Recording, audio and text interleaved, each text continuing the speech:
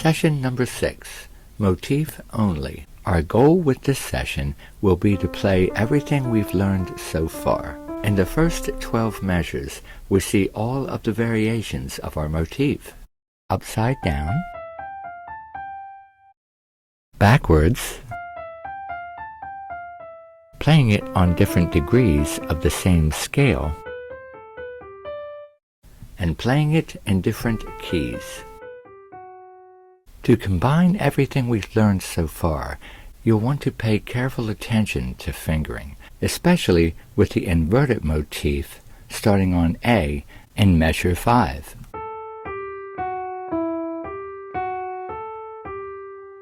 So remember to be extremely consistent with your fingering and review anything that you're uncomfortable with.